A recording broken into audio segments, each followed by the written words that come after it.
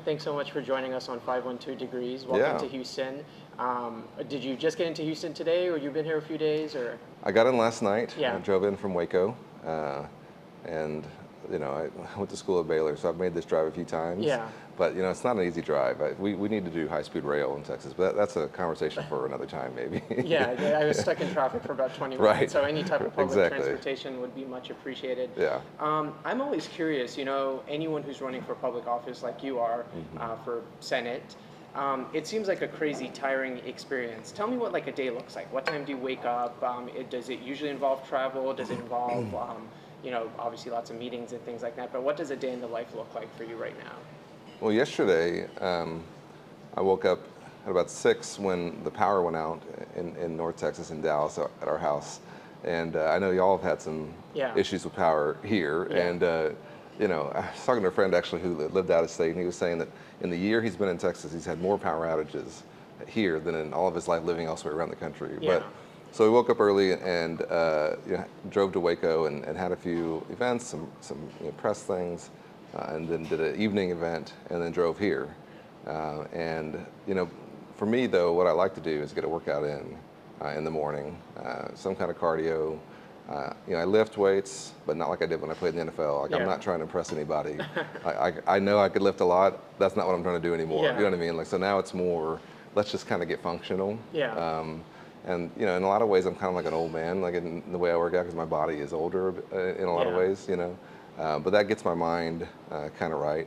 And it's a combination of things, but I think you do just like anything else. You can build up endurance. I mean, you know, I know you know this from your career, but as you kind of get used to a tough schedule, it becomes easier. And for me, from my days in the NFL to now, I've always had sort of demanding schedules, so yeah, it's not that different. yeah. So really long days, but it seems like really fulfilling days with lots of, highlights probably. Yeah, and good interactions, and I Yeah, feel like I'm learning things every day, and yeah, that I like that. yeah, And I meet interesting people like yourself and hear their stories, and I'm so impressed by Texans, but also just Americans. I think we're a fundamentally decent group, yeah, um, and I think that's hard to get sometimes in cable news snippets yeah, or online chat rooms or whatever, you know what I mean? But it comes through in person-to-person conversation, and you kind of get a reminder. And so I tell folks all the time, if you're doom scrolling on your phone or you're getting concerned about things, put that down for a second and go have a normal conversation. yeah. you know. Maybe like a year ago would watch like so much cable news, and hmm then maybe about 4 or 5 months ago completely stopped it. Good for I'll you. just watch like my half an hour of evening news, Yeah, maybe go to like my favorite newspaper, yeah. and like my mental health has gotten so much better. I agree. And I realized I don't need to know about every single thing every second of the That's day. right. That's not my job. That's your job, but maybe that's not my job. Yeah, I mean, I think And I like to check in on the news yeah, and make sure I know what's going on. But I agree with you. I mean, I think the other thing I also learned and kind of understood is that there's, especially on Twitter or some of these other things, yeah, you can kind of get what the group reaction is first before you formed your own opinion on something. yeah, And that can, before you know it, that's actually influencing how you saw it. When what I really want to do is I want to have my own, original reaction to something, yeah, and then kind of go from there, yeah, right?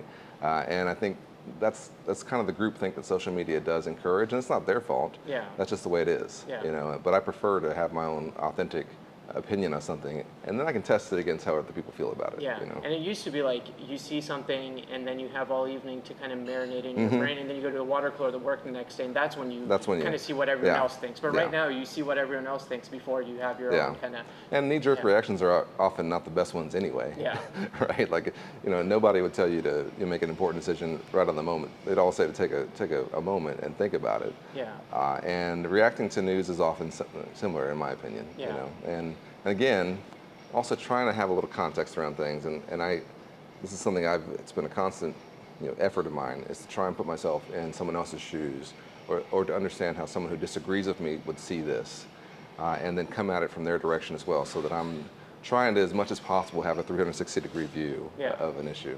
So I got to ask you, we're at this beautiful restaurant Yeah, it here in is beautiful. Houston.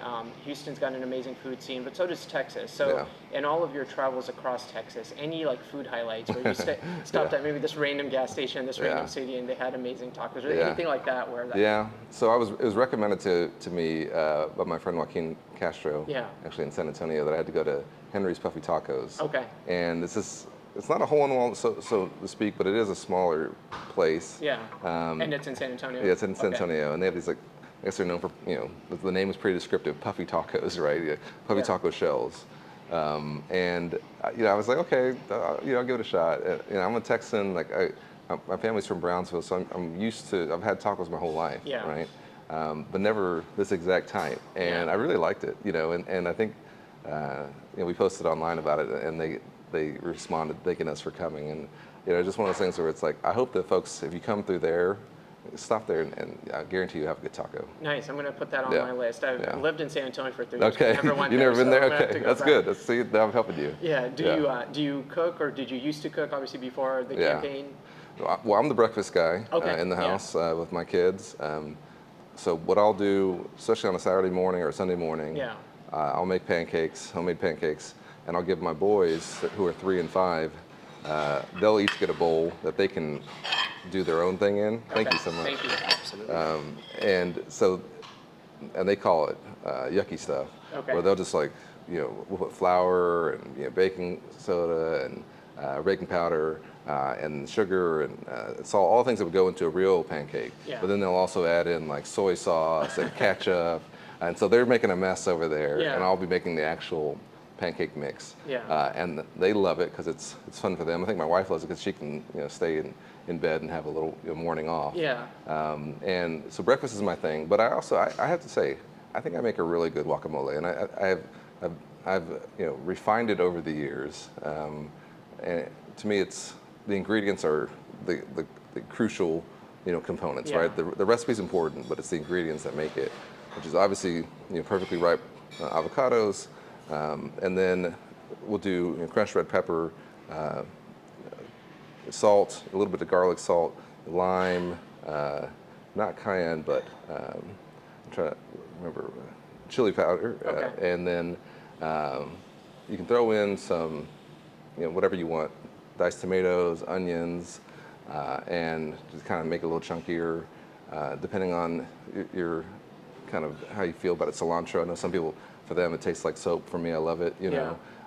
And you mix it all up, and it's so fresh and so good. And I feel like when I go to a restaurant, I'm often thinking I could have made a better guacamole than this. Yeah. Nice. Maybe not here though. Yeah. Oh wow. Go. Enjoy. Yeah. Thank you. I'm gonna have to replay this conversation so I can get all those ingredients down, and make it, and see how that Yeah. is. Try it out. Yeah. It's good. I mean, like I said, the key is really good avocados and limes and tomatoes and and whatever you're adding. Yeah. For some folks, if we want it to be a little less chunky, you can take out some of the additions, but I think it makes it really good. Nice. Well, Yeah. there you have it. So quick rapid fire. Favorite barbecue spot in Texas? So at Baylor, we used to go to this place called VTEX. Okay. They have something called the Gut Pack. Okay. You got to go sometime. You will probably have to take a nap afterwards. Yeah. It's like And sausage. probably not wear my burnt orange when I Yeah, show you're up. right. No, maybe not. Yeah. Sausage, brisket, cheese, onions, beans, all on like a Frito, a base of like Fritos. Okay. Thank you so much. Thank you. And I mean, it will lay you down. Yeah. Pickles, I like to add pickles on top of it too. And I can't believe that I was like a high functioning athlete while I was eating that, like yeah. at least once a week. You Yeah. know, so VTEX is my favorite. Yeah. And that's interesting. Like, you always hear, like, people talking about, oh, LeBron, he'll eat all types of junk. And you're like, no way. But there you have it. You're like, you're Well, functioning at a high level. I have but to say, guess like you're when I got to burning. the NFL, that probably would not have been part of my diet. But Yeah. in college, it was a little bit less, detailed. Yeah. But, yeah. What favorite song or album you're listening to currently? I mean, on the road, my staff is largely the ones who are listening to something. But I gotta say Beyonce's Cowboy Carter. I think it's like Yeah. she's So so catchy. creative. Yeah. And she's a Texan. Yeah. And I don't know. I think she's kind of laid to rest the whole GOAT debate with that one. Yeah. So what's a book you're currently reading or you last Yeah. read? Yeah. Well, I like to read a lot of different books at the same time, and Okay. I'll switch between them. And the technique I have that I get through books really quickly is I'll both listen to them when I can't read, and then I'll have the Kindle version of it. Okay. And so then they sync up. Yeah. And so I'm just like constantly going through a book. Okay. And there's a pretty good book that I am not done with, but that I'm in the middle of, called Incomparable Grace, about John F. Kennedy. Okay. And I'm as a Texan, I've always been more of kind of an LBJ guy, not in terms of his personality in Yeah. some ways, but because it was LBJ who made many of these ideas into law, right? Yeah. And to me, that's the hardest part, is Yeah. having an inspirational ideas and being inspirational is incredibly important. I think JFK is one of the best examples of that. But then combining that with passing that legislation, that's when it takes somebody who really knows what they're doing. And I think LBJ was that. But put together, Yeah. that era that they had was probably one of the most transformative in terms of policy that we're still experiencing. Yeah. Whether it's Medicare or Medicaid, or whether it's the Department of Housing and Urban Development or the Clean Waters Act. I mean, like you can kind of just go through so many elements that we take for granted now that were done then. Yeah. And the Voting Rights Act, the Civil Rights Act. I mean, you can kind of just keep on going and going. Yeah. A lot of those were JFK's ideas, but they were implemented ultimately by LBJ. And so I find it to be kind of a fascinating period. Yeah, and it really is crazy when you think about it, that short amount of time, how much got done. And sometimes now we're stuck on one thing for months and months. And Well, years. Years, Yeah, unfortunately, yeah. So last one, part of the rapid fire. What's Baylor football's record going to be this year? Well, they haven't been known as well, although a couple of years ago they won the Big 12, and that was really exciting. But some of the biggest teams have left the Big 12. Yeah. And I'm not a big fan of conference realignment, okay? Because I think I want to see my local teams playing each other. Yeah. But I do think it's going to help them. Yeah. And so I think 7-5. Okay. Somewhere around there. So a bowl game maybe. Yeah, I think so. We're going bowling this year. Awesome, awesome. Well, kind of more back to your story. It's really inspiring, right? You grew up in a single parent household, went to college, played college football, played in the NFL, became a lawyer. Obviously, you're a congressman now, running for the Senate. How do you become so successful in so many things? If you're like an average person looking at one of those things, you're like, each one of those could be like a life's goal, right? Yeah. And so what do you think your secret sauce was? Well, it's a good question. I certainly didn't set out to do all those things. And for me, football was sort of the surprise in terms of the NFL. I went to Baylor on a scholarship, and I thought that was going to be able to pay for my schooling, and then I'd go to law school. Yeah. And the NFL kind of came along, and I had a chance, and ended up playing 5 years, and I would have kept playing, honestly, if I hadn't hurt my neck. Yeah. I'd have a fusion surgery, which you know all about. Yeah. And so that was kind of the surprise for me. But I think the through line has been that, number one, I've always been probably the hardest worker in the room, or one of the hardest workers in the room. Yeah. And I tell young people this all the time. Whatever you're doing, just try being the hardest worker at that. And I guarantee you won't regret it. Yeah. Right? You may not end up being the best at it. I wasn't the best football player, certainly. Yeah. I wasn't the best lawyer. I'm probably not the best congressman. Yeah. But I don't think anybody's outworking me. Yeah. Right? And I take a lot of pride in that, but also I think it's what's been proven to me that talent takes you only so far. Natural ability takes you only so far. Yeah. When I got to the NFL as an undrafted free agent, everyone was good.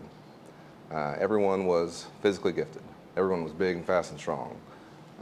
What separated folks was who could then take in all this information and process it quickly, who had a feel for the game, who was working the hardest to improve and to make those kind of incremental gains that mean so much at the highest level. Yeah. And I've seen that play out now in multiple contexts, and especially for athletes. I'll tell them, you've already been probably a harder worker than everyone you went to school with, because you went to school in the day and you had to practice all afternoon, you had a game on the weekend, you had to perform under pressure, you had all these things that made you a successful athlete. Don't leave that on the athletic field, right? Because that can apply to anything else. Yeah. And especially some of the guys I grew up with, I think felt like, oh, I'm just good at this. I'm not good at the school thing. It's like, no, the same things that make you good at this. And knowing our blitz package and knowing how to adjust on the fly to a route, you can apply that in school and you'll be just as successful as anybody else. Yeah. And so I do think that's kind of been what I've tried to carry through and hopefully carry into the Senate. Yeah, and the cool thing about that is that anyone can do that. Yeah. You can work hard no matter. Just give it a shot, see what happens. Wherever you are right. in life. Yeah, apply yourself to it. And I tell people all the time, don't drift. Yeah. Don't drift through life. Yeah. This is your one shot. Set a goal, complete it, set another goal. And this is something that I've developed over time, and I think it's sort of a muscle memory thing, that just like anything else, you can get better at it. Yeah. But don't just go with the flow, so to speak. Make the flow, if you know what I'm saying. Yeah. And I think the people I've been around who were the best of the very best, that's what they were doing. They were If they once they got there, then they set more goals to keep them there. Yeah. But even before they got there, they knew what they were trying to accomplish, and they chipped away at it. Yeah. Right. And I think I'm not trying to be one of these guys that says, well, in the internet age, but I think we often see the end product Yeah. of people, and we kind of forget how much work it took to get into Yeah, that. you think everyone's overnight success. Exactly. Kind of thing. Yeah. And that's just not the way it is. Yeah. I mean, maybe every now and then. Yeah. But by and large, somebody had to work their way up to that, and you can too. Yeah. You know, in whatever the field is. Yeah. So I promise you I'm the optimist one in my friend group, but Yeah. you know, a lot of these conversations I have around, you know, this upcoming election and where we're at are very kind of negative Yeah. discussions. And it's like, you know, everyone says this is a really important election, but that's what we've been told the last, you know, few cycles. And a lot of times it seems like things are not changing. We were talking about, you know, news, and you turn the news on and it Yeah. tends to be negative. You know, why should people pay attention over the next few months and really show up and vote and know about the issues Yeah. this time around? Yeah. Because they've been told the same thing, and it seems like, you know, for a lot of people, things aren't changing. Well, number one, I think we have had dramatic changes. Yeah. Just in the course of my lifetime. You know, my father likely couldn't easily vote in the state of Texas. I have a chance to be the first African American senator in our history. Yeah. Right? And that's in a very short period. And so I think we take for granted that, you know, if you're an LGBTQ plus individual, you know, when I was in college, there was almost no inclination that, you know, in a few years we'd have marriage equality. Yeah. And we arrived there. You know, we have a lot of work to do in healthcare, as you know, but the Affordable Care Act, you know, extended healthcare, you know, 40 million Americans who didn't have it previously. Yeah. And there's so many other examples of that. But also, I mean, democracy is not a spectator sport. Yeah. If you don't like what's going on, if you don't like how it's working, you can change it. Like, make the country, make the state, make the community you want. And the best example I can give of that is that in my area in North Texas, in Dallas, well, we had a congressman who had been there for 22 years, and who a lot of people, it wasn't very popular. A lot of people felt like he wasn't doing the job, Yeah. but you couldn't get rid of him. And in fact, in 2016, no one even ran against him. He was unopposed. But in 2018, I ran against him. Yeah. And because basically, as a community, we kind of decided that we were ready to move on from this guy.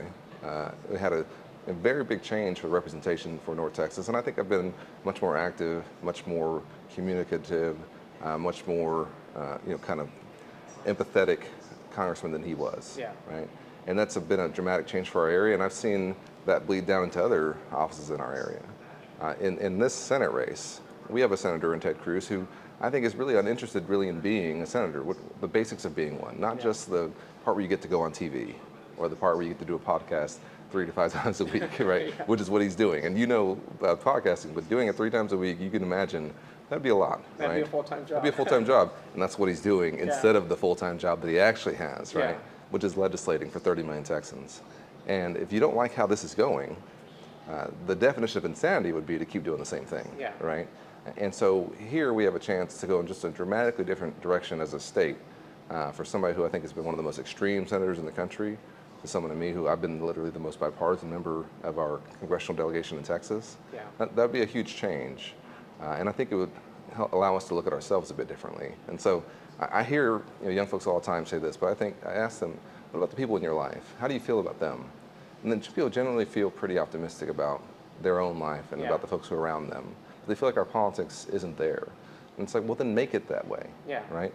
You know, vote for people who you know are principled and who will care about you. Don't just sit this one out, because when you do that, you know, you're not at the table, you're on the menu, Yeah. right?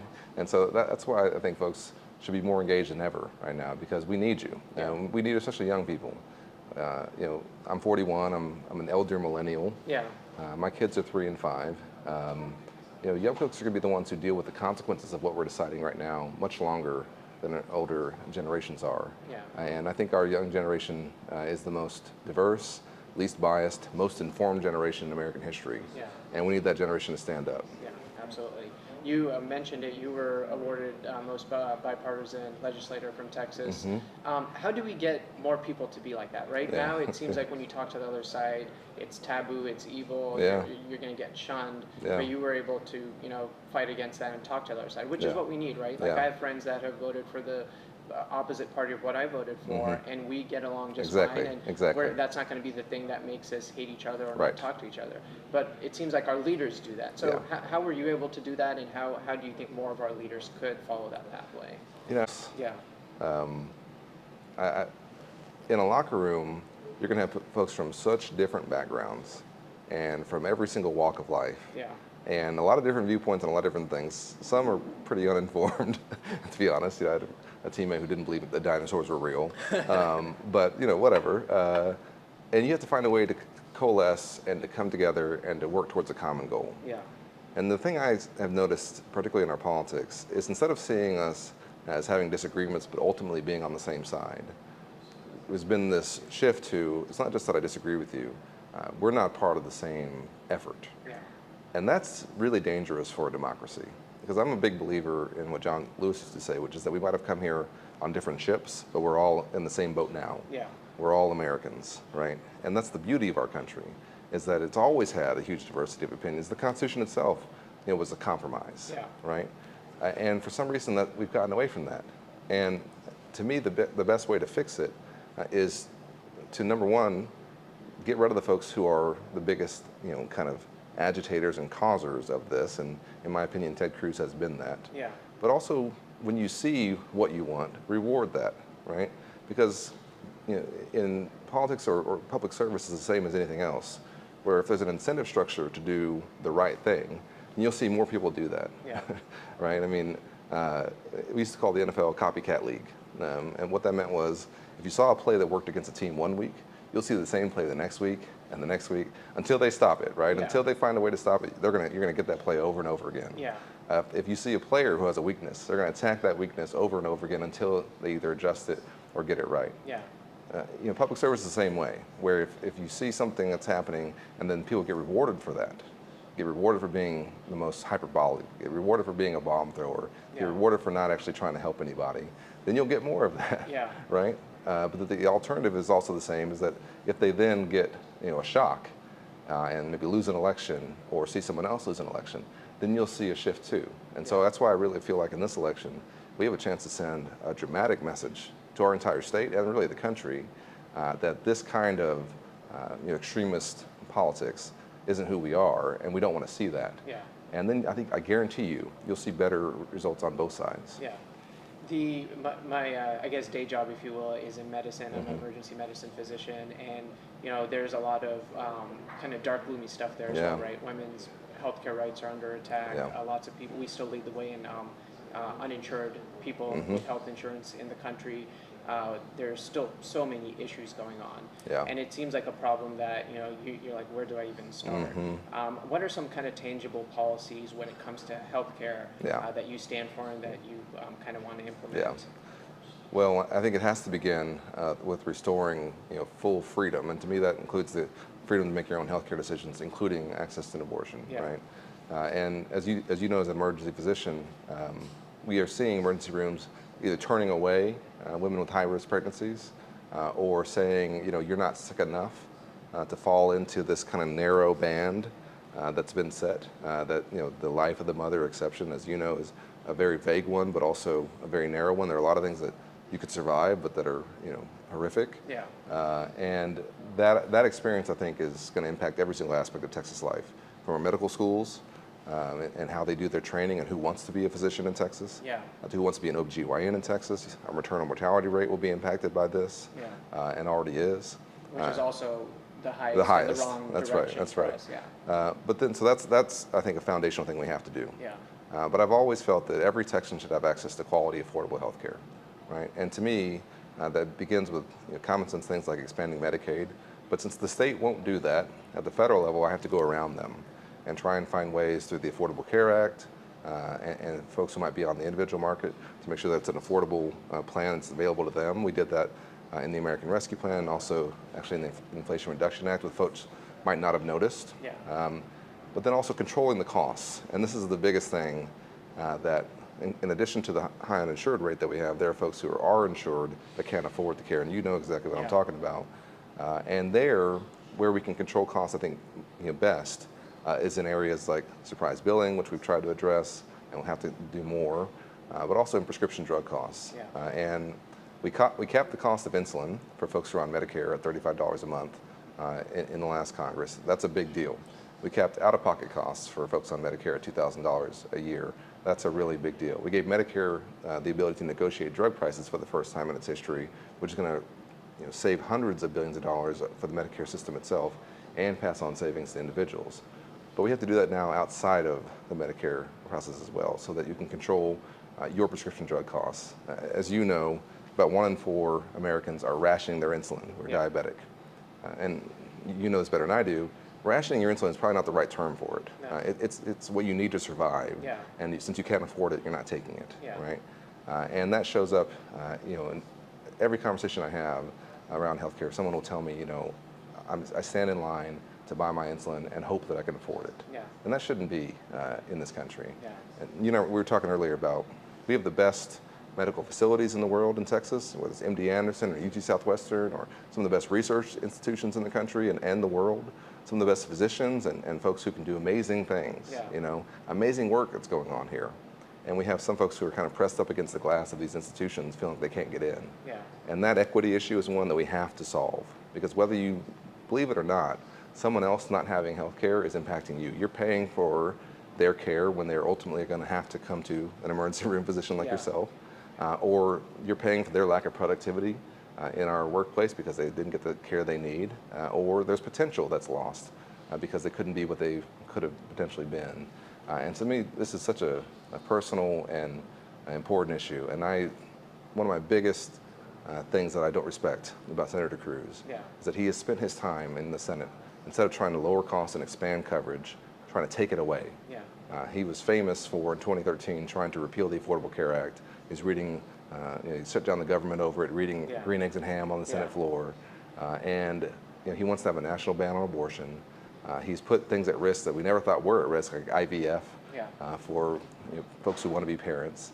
And he's done this all in a way that I think shows that he doesn't understand what's happening here in our state. Yeah. Because if you did, you wouldn't be trying to take health care away, you'd be trying to expand it. Yeah, without a doubt. And for me, the hardest thing I see is like whenever I'm like, hey, patient so-and-so, I'm going to order a CT scan, some blood work, this, that, and they're like, well, how much is all this going to cost? I don't think I'm going to be able to pay for it. That's heartbreaking. That is. Like in that moment, they should only be worried about getting better. I should only be worried about their health, and that money factor of them being able to pay or not pay for it shouldn't be a part of the equation. But unfortunately, it is for so many individuals and a lot of Texans. That's right.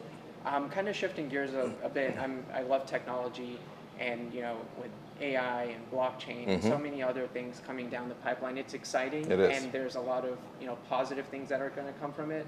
But a lot of these technologies, as we've seen with some social media, can have negative consequences and take use of our data and who knows what else. Obviously, DC moves at a slower pace than what ChatGPT you could say it at a glacial pace. How do we kind of balance those two? How do we make sure that these technologies, for example, in healthcare and AI that are coming down, are for using patient data in a secure way with patient consent and things like that? How do we put the guardrails in place now so that 5 years from now we're not having a conversation about big privacy lapses and bad things happening? Well, it's such a good question, because AI in particular is such an exciting technology, and we have to be pro-innovation, right? We have to invest in this, and we have to lead the world in this. But there have to be guardrails, just like with any technology, just like with any tool, right? A lawnmower is a great thing for cutting your grass, but you wouldn't use it in any other context, right? Like we have to put guardrails on it. And particularly around AI, I'm excited about the potential uses in healthcare for spotting patterns, for spotting illnesses where a human might miss it, for supplementing the work that physicians do. But as you said, it can also take in some of the biases that are inherent in our society and then spit that out algorithmically, or it could be abused in terms of privacy in particular. And that's where I think data ownership, data usage, and data privacy we have to have real regulatory framework around this. And I've heard some ideas about kind of the idea that you should own your digital footprint. You should know who's using it and what they're using it for. And this has so many different applications. In China, this is being used for facial recognition technology, so they can know and track every single person in China. And if you are a dissident, for example, they'll use that to arrest you and throw you into prison. In the United States, we will have similar uses of that, but we have to not use it for that means, right? That we can use it to allow you to walk into a store and buy a candy bar and walk out, and while you've done that interaction, it can be done safely and really conveniently. Yeah. That's all coming, and so to me, it's the guardrails around it, and it's also saying that it can't be used for certain things, or that if it is used that way, it has to be clear that it's being used that way. And the biggest example I think about in this area is kind of the deep fake technology that is incredibly concerning for elections and for democracies, where when you can pretend to be somebody, you can pretend to have them say anything. Yeah. But if you're going to do that, there has to be some kind of watermark or some kind of indication that what you're seeing is an altered image. Yeah. And AI has that. And I think we have to prepare for what we know will be transitional job losses and gains. The steam power and the electrical power and the industrial age changed a lot in terms of how people were employed. This is similarly going to have an impact on, there will be jobs that will be, AI will be more efficient at doing. What I'd like to see is, instead of removing the human, that we see the human's job and their productivity increased. Yeah. And that way I think we can continue to have a society where work is rewarded, but we're just more productive. The pie grows for everyone. We make more money, and we have a growing economy. That's the route we have to go down. And the last thing I'll say around things like blockchain is that this has really exciting implications for for being able to track and keep secure really important interactions, whether that's banking or health records or your voting records. But it also has the potential to be abused in terms of hiding nefarious activity from the authorities. We've already seen that in some crypto usages by Hamas and others. We know that's the potential for that as well. Yeah. And so while we're embracing these technologies and want to lead on them, I think we have to put some guardrails in place, and it has to be done legislatively. Yeah. And that's tough because we have members of the Congress I know who don't know how to use the internet. Yeah. And so, this is where you're having some new generation of leadership coming forward, having some fresher voices stepping in. Yeah. Maybe somebody who, like I said, is an elder millennial in the Senate could help. Yeah. Yeah, I remember that hearing from a couple months ago where there were some social media folks testifying in the Congress, the senators asking some really basic questions. Our group chats were like, really? Is this a series of tubes? Like how? It's like no. Yeah. So speaking of kind of technology and whatnot, TikTok. Yeah. I have to ask you. So you voted for the bill that kind of would ban TikTok if ByteDance doesn't divest from the company. We're a social media first organization. We love TikTok. We post on it. We have certain communities have found their communities on TikTok. Lots of people make a living on TikTok. Why was that? Why did you vote the way that I'm so you happy did? to have a chance to talk about it, because I want Texans to understand this. Particularly when you see an overwhelming vote like this in the Congress, something like this that comes out of the committee that dealt with it unanimously, there's a reason. Yeah. And for me, the reason is not that I want to take away your ability to use TikTok. I'm on TikTok. I think it's a good way to communicate with folks. But it is true that ByteDance is ultimately controlled by the CCP, the Chinese Communist Party. And we know that they can use it to influence not only how Americans see each other and themselves, but also potentially elections or other determinative outcomes. Yeah. And so the concern there is that such a widely used app shouldn't have somebody who we know is adversarial to us in terms of their interests and what they want to see for the world, and also just they want to see us struggle and fail. To have them have a controlling interest in something that's that pervasive is dangerous to our national security. But doesn't mean that we want to get rid of TikTok. It means that they shouldn't have a controlling interest, right? And so we've done this before, actually, in the app called Grindr. Had a ownership that we felt was potentially damaging to the country. We forced them to divest, and it still exists. Yeah. Right. And so divestiture is more about, for example, we wouldn't want the CCP to own some of our critical infrastructure here in Texas, so that if they wanted to, they could shut off the power or shut off the water systems. We wouldn't allow that. Yeah. this is a similar situation where this is such a widely used and enjoyed app, and like I said, my campaign uses it as well. Yeah. That we don't want them to be able to use that, in a nefarious way. And so I think, the word that is used often is ban. Yeah. And of course, there's a potential that that could happen. But the idea really is divestiture. Yeah. And I think that's the more realistic outcome, Yeah. which is, ByteDance, you've produced this product, but your ownership structure includes CCP control. And we know that every company in China is ultimately going to be responsible to the Chinese Communist Party.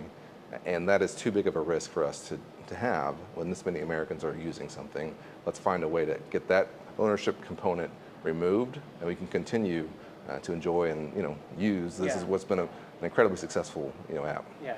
Well, Congressman, thanks so much for joining us. I think anyone running for public office I'm an admirer of, because obviously you're under a microscope and it's not, no one's handing you awards left and right. It's a tough job. So thanks for putting yourself out there and doing that. We covered everything from Baylor football to healthcare to TikTok, and so best of luck with everything moving forward. And thanks for joining us. Thank you. I appreciate you. Absolutely. Yeah. Thank you. Thanks.